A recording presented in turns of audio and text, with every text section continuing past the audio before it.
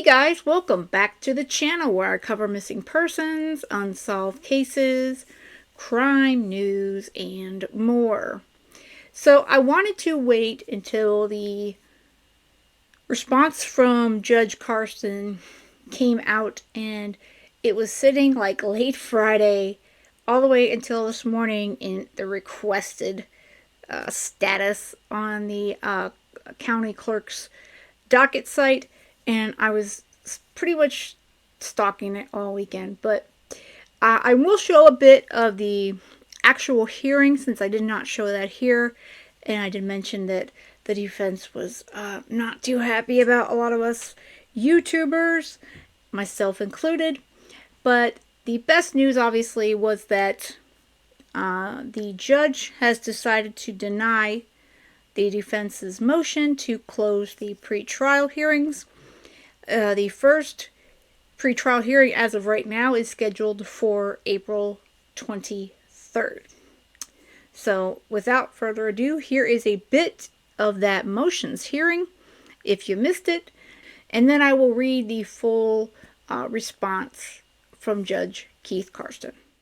Court calls the State of Florida versus Stephen Michael Stearns, 2024 CF 632. Appearances for the record, please. Danielle Pinnell and William J. for the state. Thank you. Thank you. This matter is brought before the court on the defense motion for closure of all pretrial proceedings. The court has received and reviewed the motion. The court has received both a pleading from entities identifying themselves as media interveners, as well as a document submitted to Chambers. The court is going to submit the document submitted to Chambers and make that part of the record. That was received by the court on March 17th, 2025. Counsel, it's my understanding that you represent several of the media entities in town and have filed a opposition to the defendant's motion as a media intervener. Has your clients been formally recognized as interveners in this party? We have made our appearance, but I would like to go ahead and formally do that now to the extent that permissible for the court. All right. Thanks. And pursuant to the civil rules of procedure, intervening is somewhat commonplace pursuant to Civil Rule 1.230. In criminal cases, it's somewhat unusual or less common, almost always more restrictive, and requires leave of court to be permitted to be an intervener and make argument with respect to the defense request. I believe that's going to require an evidentiary hearing. The interveners would have to make a determination as to whether their request is timely, the nature of the intent behind their intervention, whether the court would need to make determinations as to whether that would unduly complicate the case or prejudice the proceedings, and that has not been requested at this point. Sir, it is my understanding, pursuant to the Lewis case, 1982, Supreme Court case, that we receive essentially automatic intervention for the purpose of opposing closure hearings. If I could refer Your Honor to that case, specifically case number 426 Southern 2nd at 1. Media interveners on behalf of as a proxy of the people of the state of Florida for the purpose of intervening, essentially receive automatic the ability to oppose essentially just by walking in. That has been the rule in Florida since 1982, and I do refer Your Honor to that case. Wasn't the media a party in that case? No, sir.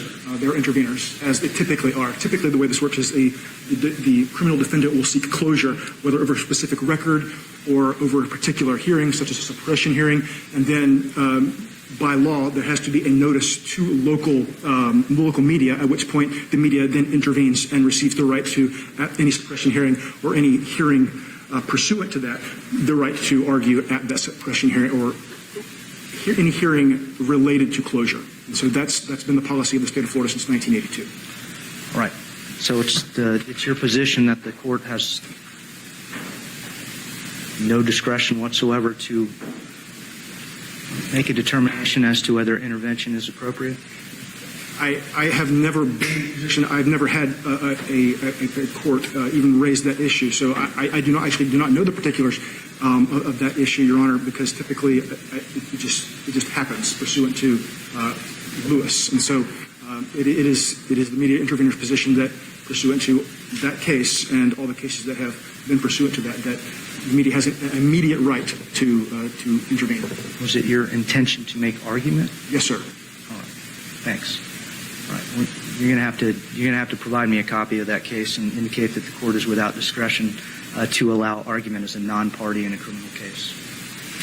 Do you have a copy of that case for the court? I do.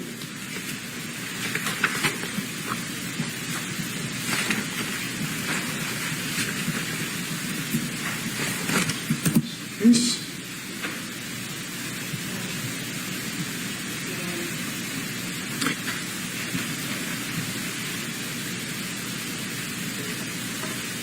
It's been couched, Your Honor, in the context of standing to intervene. Indeed. You have standing to intervene. This is the Miami Herald case v. Lewis? Yes, sir. Yeah. I agree that you have standing to intervene if the court issues an order. I've not been provided with any authority that gives automatic entitlement to intervene in the defense's motion requesting an order from the court.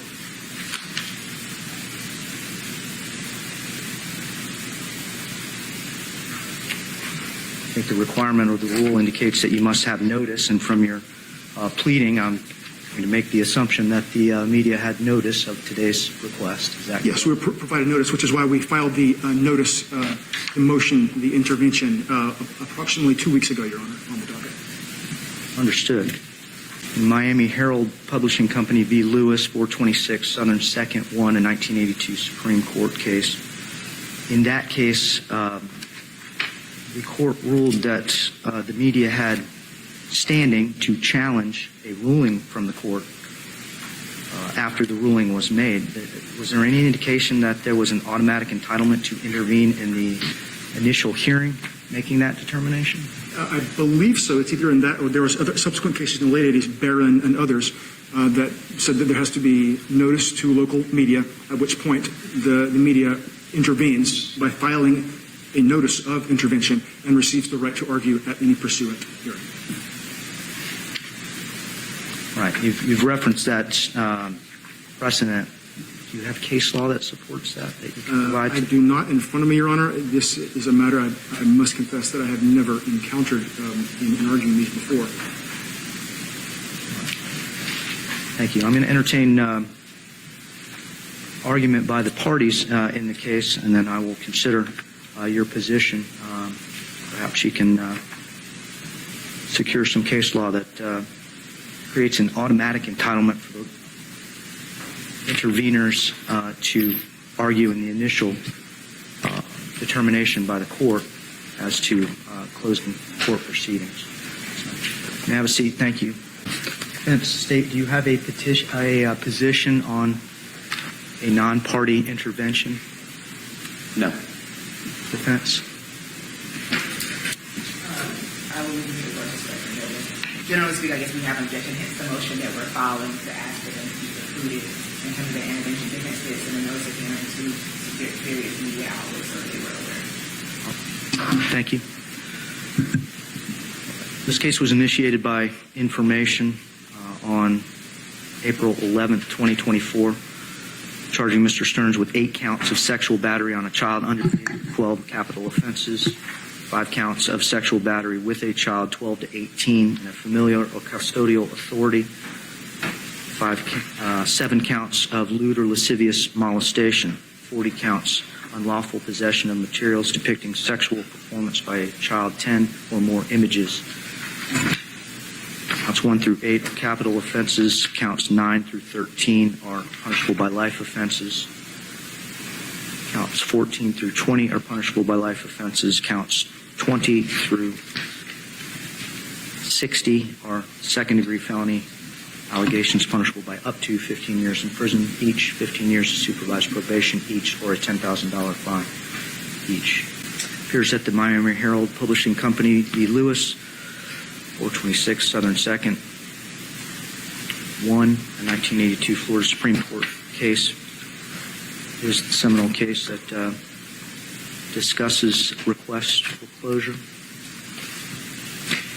The defense has the obligation of proving to the court by a preponderance, meaning a greater weight of the evidence, the necessity for closure. Counsel, do you intend to present argument with respect to your motion?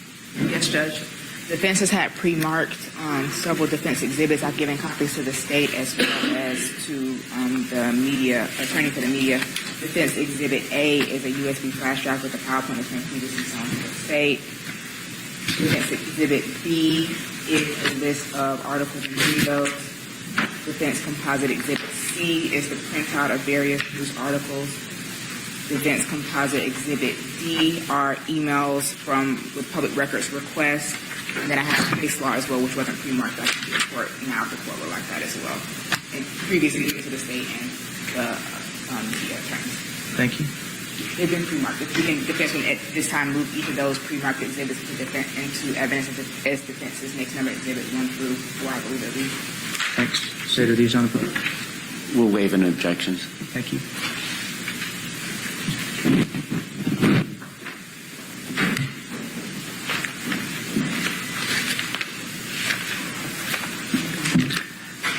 Have the Elmo turned on. Thank you. Do you intend to publish what's going to be Defense 1? Yes, Judge. Defense did do a public records request to show the court the public records requests that have been made by various media and interested parties in terms of this case, requesting public records for this case. And though we're not here on Mr. Stearns' other case, I printed the public records request as to each of those in comparison to another homicide that's in Orange County, which involved the death of multiple individuals, to show the court the comparative nature of the public records request and the nature of those items and information that was introduced as defense exhibit. I believe it's number 3. And I can provide these. And looking at, and the other ones are Madam Clerk has. And looking at those items that were introduced specifically as to the public records request, the court can see that in terms of Mr. Stearns' 2 individual cases, in doing the public records request, we had to pay an invoice of $56.25 to get just a copy, the printout initially of what was requested by various parties. So in that, the court will see that there have been various news articles or news outlets requesting information, and the court can even see within those some of the costs that were associated with them requesting and receiving the items that were requested and ultimately turned over. And in comparison, the case that defense printed additionally was a Chevelle case out of Orange County, which involved the injury and or death of 6 individuals. I believe it's 4 that were deceased and injury to others. And in that case, the state is also seeking the death penalty in that case. The PowerPoint the defense presented or prepared, and if we don't get aviation, if the court is willing to consider it in chambers, essentially just shows podcast interviews, TikTok, Instagram, Facebook groups, Reddit, and on those Reddit platforms, it shows essentially the full discovery in this case. You can see links to where the media and various parties have requested all the information, including their screenshots that show this actual hearing being presented on there, links to it, notice of the hearing in terms of this very hearing that we're here for today. There's also, as the court can see, and I would ask the court to make clear for the record, that there are also media cameras and media personnel that are present today for the purpose of this hearing. So that will be the information defense will be presenting. If the court wants me to do argument at this time as well, I can do that as well, minus the aviation aspect. All right. State, do you anticipate presenting any evidence in opposition of the defense motion or take any position? We will take a position, but we just have argument. Thank you.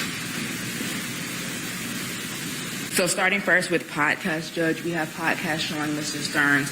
Defense did a screen recording as to essentially the number of shows and episodes, it's without sound, that are pertaining to this case. And on the next slide, it also shows essentially another screen recording of whether it be shows specifically, and then as well as specific podcast episodes that relate to this case, specifically in searching Stephen Stearns' name. Next, we have Madeline Soto, same thing, Judge, showing top results of podcasts that reference her. These podcasts are, as the court knows, podcasts can be from anywhere, but these are some local, international, out-of-state, various media and networks and outlets. And again, showing top results, specific shows that are doing episodes, as well as specific episodes relating to the case.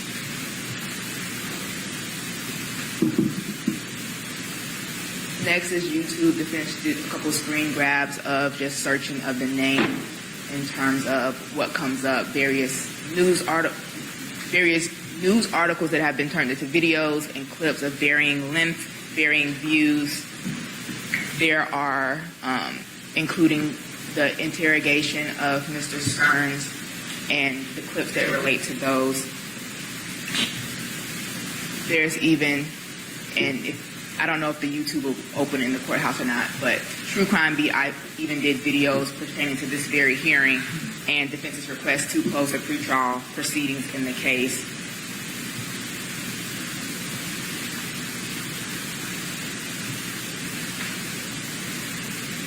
The media may or may not let them play. And not that it needs to be played, but just for the court to see that the media has filed responses and YouTube videos in response to our very request to close the courtroom.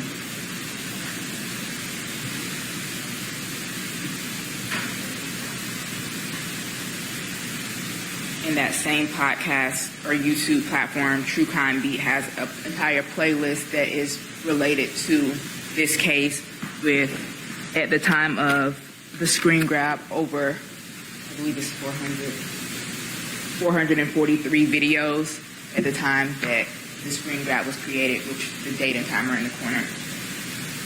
Additionally, more YouTube links in this case. True Crime with Strategic Eyes is another one of the popular YouTubers who has been blogging about the case and who additionally also has a playlist specifically pertaining to this case. Has already provided videos and done videos dissecting some of the defense's motions to suppress that were filed in this case. Ray Hughes Investigates, another popular YouTube platform, again with a playlist that pertains to this case. Turning to Reddit, this is where a lot of the discovery can be easily accessible. Defense does not have a Reddit account, is not logged in, as can be seen from the upper right-hand corner. This is just a true public search and what is accessible to the public, even without providing any type of identifiable information to request access. And searching Madeline Soto's name, these are the various Reddit groups or Reddit forums that exist in the case. In looking at the one titled, I guess, hashtag or / Madeline Soto, you can see they have a resource where you can literally click a link and get access to the case files in this case. And the screen grab on the bottom right, case files for missing and endangered, is what happens when you click that hyperlink and going there. Next, we have Maddie Soto Evidence, which is literally just that, a Reddit. Though in discussing the case as well, even as the time of the screen grab of March 11 had been discussed 2 days prior, but has an entire Google Drive with the entire court docket, and includes master list of all the various files in the case. Again, public access that anyone and everyone can click and access. Madeline Soto Evidence, again, pertains to all of the court documents in terms of this case and the accessibility of such. And looking at Jen Soto's, when you search Jen Soto's name on Reddit, some of the groups overlap. However, there is Reddit forums that keeps track literally of the upcoming court dates, including the various court hearing and date that we're here for before, as can be shown by the bottom right screen grab. As I was saying, in searching Jennifer Soto's name, those are the Reddit forums that come up under her name. They cross-reference with Madeline as well. In searching Mr. Stearns' name, again, some of them cross-reference and are similar. There are the same forms that come up when searching Madeline or Jennifer, but those are additional forms for that.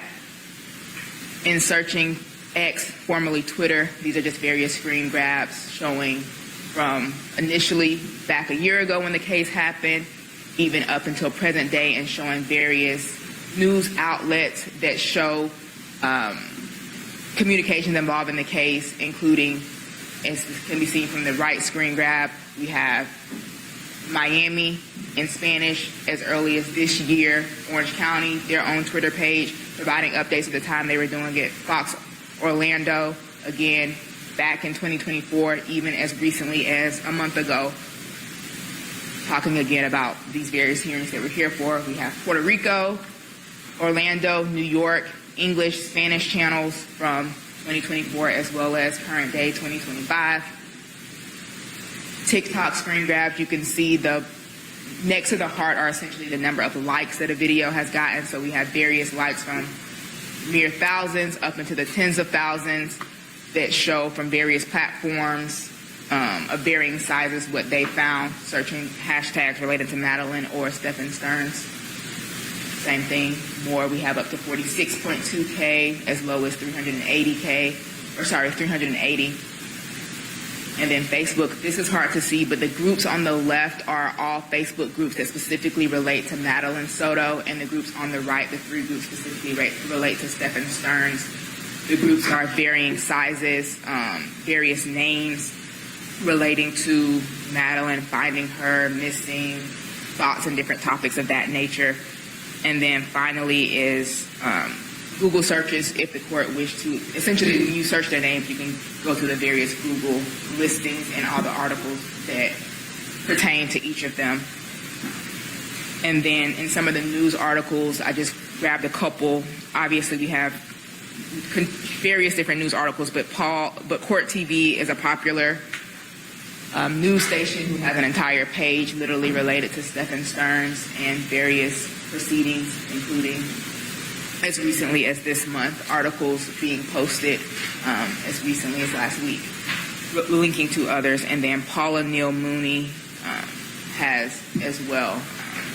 In the podcasting area and some of the Google search, you'll see like Nancy Grace TV and various other media outlets. So that, coupled with the articles that defense was providing, show the various media coverage from local, meaning Central Florida, local within the state of Florida, outside the state, and locations and places that, honestly, I can't tell you exactly where they are, but for it's saying New York, Puerto Rico, or things like that from the news because of the pervasive nature of media and the ability to be anywhere at any time, not necessarily having to give locations as to that. So in terms of presentation of the media information, that's what defense had in terms of the PowerPoint, and otherwise we're just not arguing. Thank you. The defense has certainly established that there is a tremendous amount of media and social media interest in the allegations in Mr. Stearns' two cases before the court. The Miami Herald case gives the court some guidance as to what factors need to be considered in making a determination before a court may close its proceedings and operate in secret outside of the purview of the public and the media. There is a presumption that all pretrial hearings should be open ones. That is a fundamental tenet of the criminal justice system in the United States. Defense would like you to curtail your argument to the considerations that closure is necessary to prevent serious and imminent threat to the administration of justice, that no alternatives exist other than a change of venue that would protect the defendant's right to a fair trial, and that a closure would be effective in protecting the rights of the accused. Obviously, the court must balance the due process right of the accused with unrestricted access to all judicial proceedings. Whenever you're ready. I provided case law, I believe. Do you have a judge?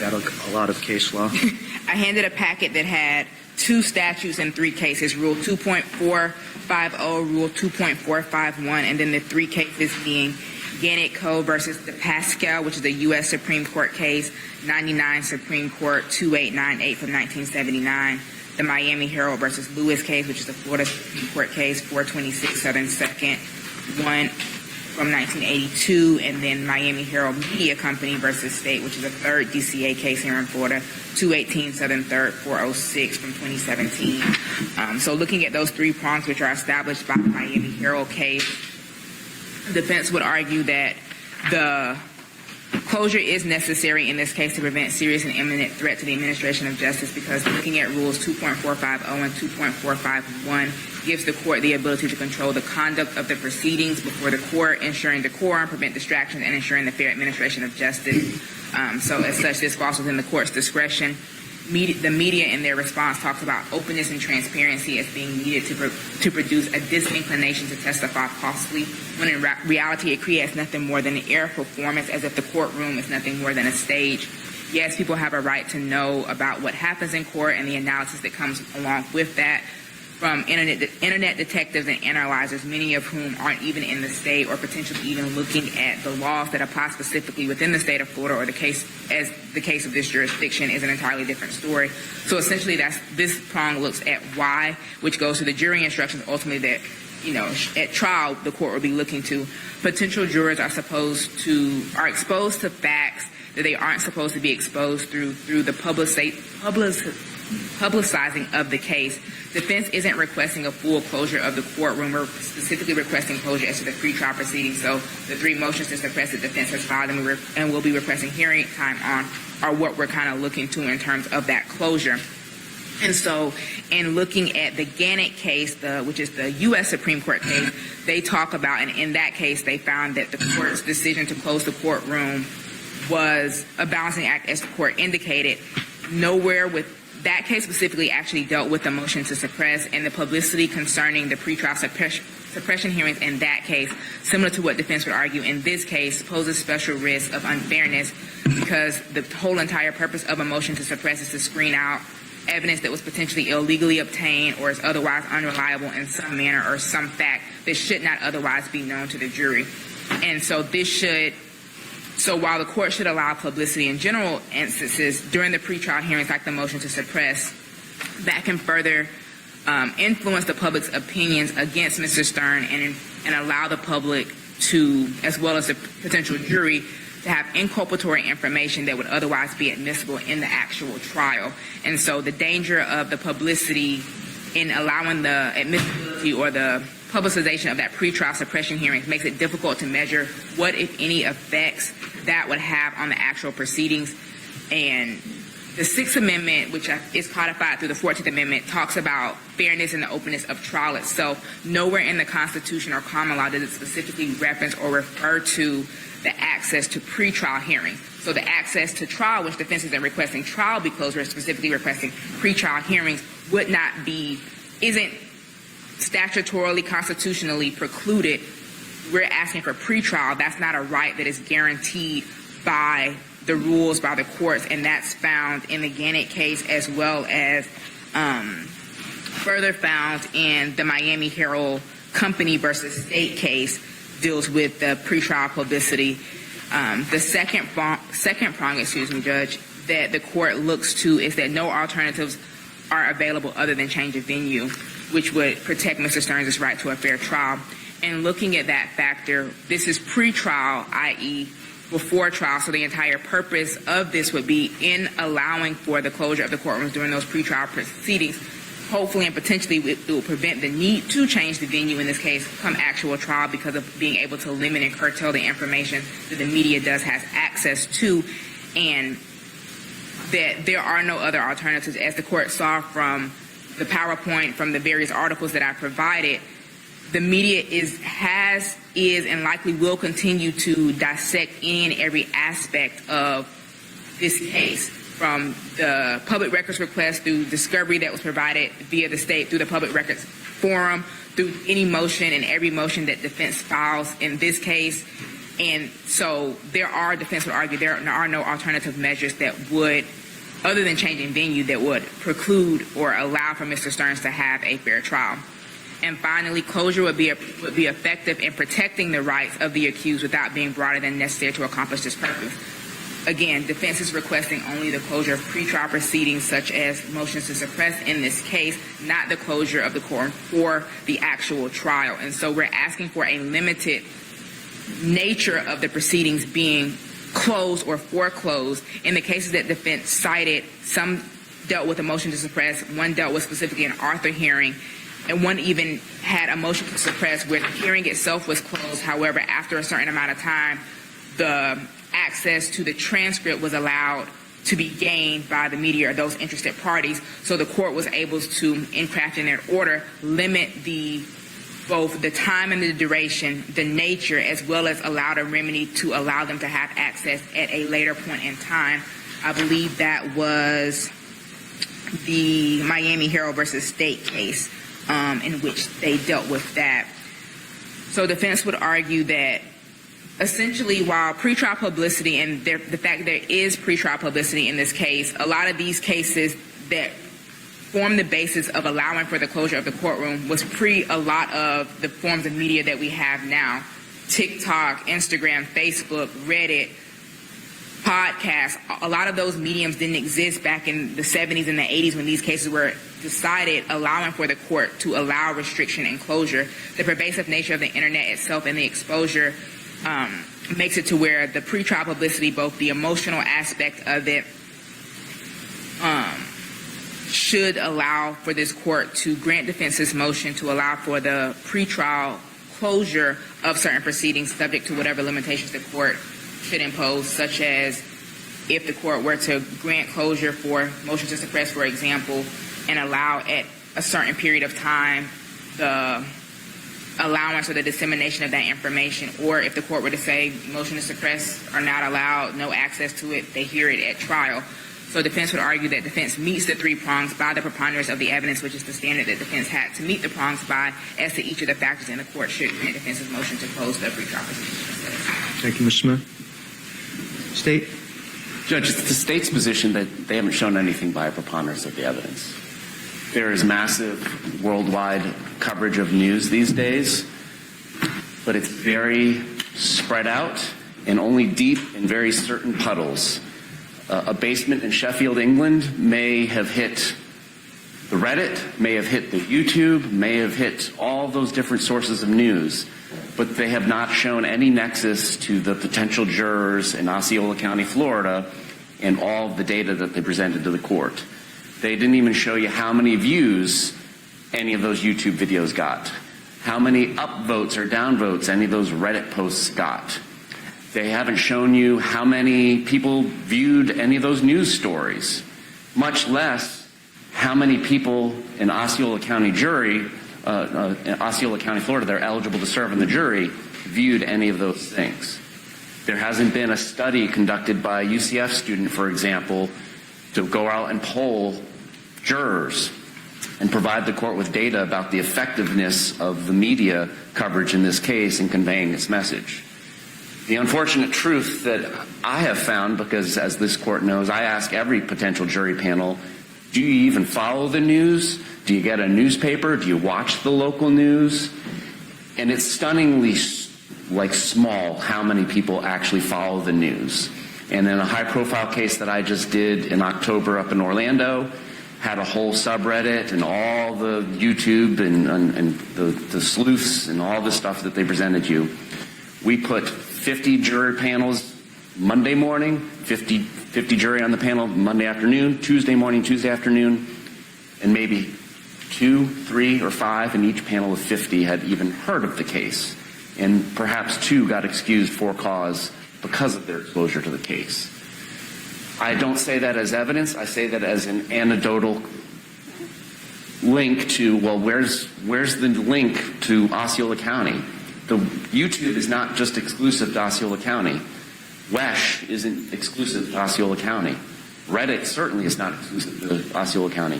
Where's the data about the effectiveness of the message in Osceola County? And it's just not there. And I would submit that without it being there, there's no data for the court to decide that there's a preponderance of evidence shown that this media has been effective in convincing anybody in this county about anything. Thank you, State. Yep. The Lewis case requires that the court shall make findings of fact and conclusions of law so that any reviewing court have the benefit of the reasoning in either granting or denying closure. I intend to do that in writing. Ms. Smith, let me ask you, as far as timing of the court's order, are any of these pretrial proceedings currently set for a hearing before the court? No, Judge, we were going to request hearing time this week, but wanted to give the court that benefit if you wanted to tell us to ask for after a specific date so that we didn't have to go back and reschedule anything. All right. Anticipate I'll have an order out well in advance of 10 business days. State, anything further? No, Your Honor. Thank you. Defense? No, Judge. Thank you. That will conclude our hearing. All right. So here is the order from the judge. As you can see on the top, it was actually filed on 3/27/2025. I think some of the bigger news stations had it. I'm blanking on if it was WFTV or Wesh. I'm not really sure which one of them had it, but nobody else had it. So it was kind of sitting in the, you got to wait till it hits the docket. Now, you probably could have gone down to the courthouse and gotten a copy, but, you know, I live about 45 minutes from there, so that wasn't happening for me anyhow. So again, this is State of Florida versus Stephen and Michael Stearns. Order denying defendant's motion for closure of all pretrial proceedings. This matter is before the court on defendant's motion for closure of all pretrial proceedings, filed by and through counsel on February 18th, 2025. After reviewing defendant's motion, the arguments made at the hearing held on March 20th, 2025, the court file in the record, the court finds as follows. In the instant motion, defendant contends there has been extensive coverage regarding the allegations in this case by television, print, and social media entities, as well as social media users all over the country and world on various platforms such as YouTube, X, Reddit, and Facebook.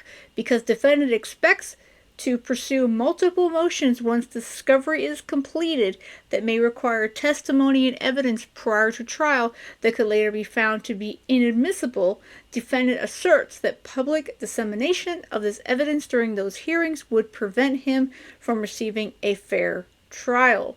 Counsel for Mr. Stearns further avers that there are no suitable alternative measures to protect Mr. Stearns' right to a fair trial.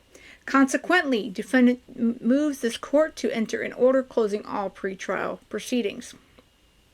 The Florida Supreme Court's holding in Miami Herald Publishing Co. versus Lewis 426 Southern 2D1, Florida 1982, recognized the presumption that the public should generally have unrestricted access to all judicial proceedings. Miami Herald Publishing versus McIntosh 340 Southern 2D 904-908, Florida 1977, and established a three-pronged test to determine whether closure is appropriate and warranted. This test considers whether 1. Closure is necessary to prevent a serious and imminent threat to the administration of justice. 2. No alternatives are available other than change of venue, which would protect a defendant's right to a fair trial. And 3. Closure would be effective in protecting the rights of the accused without being broader than necessary to accomplish this purpose. Lewis at 3.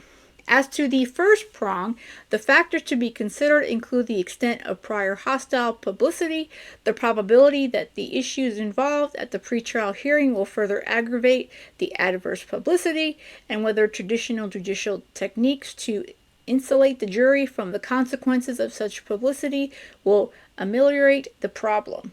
ID at 7. After considering the arguments from the parties at a hearing held on March 20th, 2025, the court finds that closure is not necessary to prevent a serious and imminent threat to the administration of justice.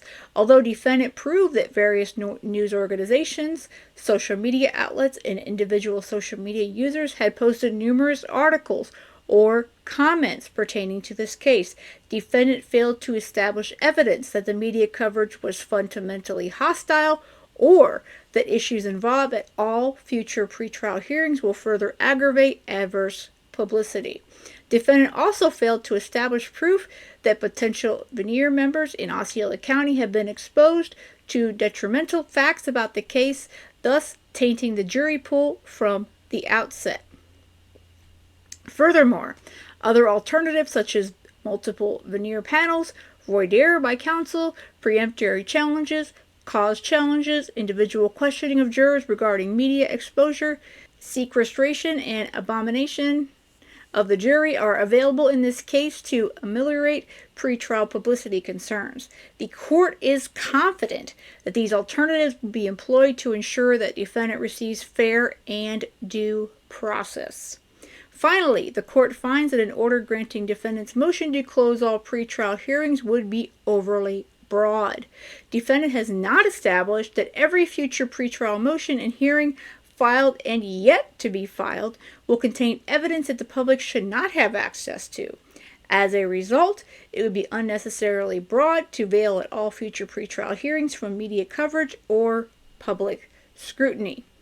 Based on these findings, the court will endeavor to balance the potentially competing yet fundamental rights of a fair trial, guaranteed by the Sixth Amendment, the presumption of unrestricted access to public judicial proceedings, and the free press guaranteed by the First Amendment without closure. Accordingly, it is hereby ordered and adjudicated that defendant's motion for closure of all pretrial proceedings filed by and through counsel on February 18, 2025 is denied. Done and ordered in chambers at Kissimmee, Osceola County, Florida, this 27th day of March 2025, and signed, of course, by Circuit Court Judge Keith Carson. So there you go. And I did stumble a bit on some of those terms, sequestration and all that. I don't know what it is. Some of those court words can get you going sometimes, that's for sure. So again, I apologize that I waited a little bit to do this video. I was hoping to do it Friday or Saturday, but as we know, the courts are not usually doing a lot of work on Saturdays, and I guess they just did not get that posted until this morning.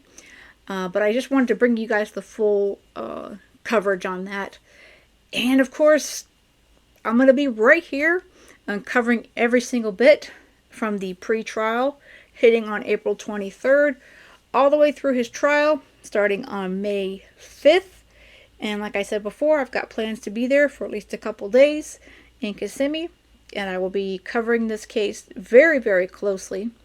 This is definitely going to be a tough one for everyone involved. I will not be live streaming here, but I believe my friend Brooks at CLL, Crime Lines and Lies, may be live streaming it. From what I understand, they will be ironing out all the details and kinks and whatever you want to call it by the time the pre-trial proceedings happens. Regarding as far as a delay in the video feeds, I'm hearing a potentially a 3-minute delay. I would not be surprised if it's a 3 to 5 minute delay. If they can get a camera in there and do a feed and even a few minute delay, I think it's very, very important considering this is a CSAM trial. And when I'm in the courtroom, I'm probably going to see things that I don't want to see, and if anybody else goes. But yeah, we don't want to humiliate and show things that are insensitive. My biggest thing is humiliating Maddie any further. She went through far, far too much in her little short life, and she just deserves all the justice going forward. But let me know you guys' thoughts on this. I'm sure you guys are all on the same boat with me, that you're glad to hear that it's open and you could make sure you can walk right into that courthouse and watch the proceedings. As far as if they're going to stream the pre-trial, I would say they probably will, or they'll have video at the least, I would think. Again, probably some sort of delay on that, since they'll probably be going over, certain pieces of evidence. That 23rd, they're going to be going over his motion, the motion that his attorney made to get rid of the cell phone data and Google data. Remember how they all said, "Oh, the police did not get a warrant," so all that garbage is going to happen. coming up here on April 23rd. So that's definitely going to be a big day right before this trial kicks off. All right, guys, I hope you have a great rest of the day. And most of all, stay safe.